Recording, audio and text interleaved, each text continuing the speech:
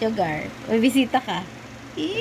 May bisita ka. Nag-aamoy. Oo nga. Nang-aamoy. Bakit nangangamoy siya? Oo, takot siya, takot. Bakit? Nang-aamoy.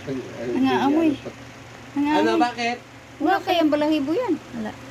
Hindi naglagas balahibo niya. Ganda ng balahibo niya. Takot siya, takot. Katulad yan nung... Takot siya. na. Oh, bakit? Nangaamoy, oh. Nangingilala ka na naman. At mo ako inaamoy. Iba ba ang amoy ko? Hindi na mo ito mo ilong. Oo nga, no, halata sila, no? Shug! Ano? Takot! Takot ang bata. Ayaw Takot yan lumabas. siya.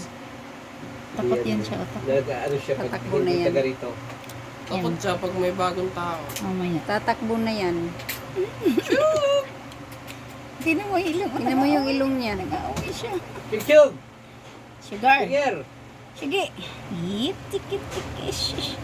Wala, yan, sige. Diyan pa tayo konting makagat ng aso si Inday nung pina-check up namin niya. Kinagat siya? Hindi, pina-check up namin to. Oo. Tapos may aso doong, ano no? Malaki. Laki, tapos Hinabol? ang tali, ano lang?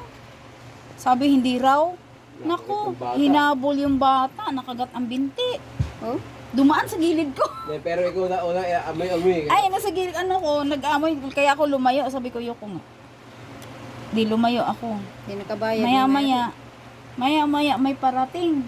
Nauna yung magulang, tapos sumunod yung bata. Naku, hinabol ang binti ng bata. Hindi nakabayad siya.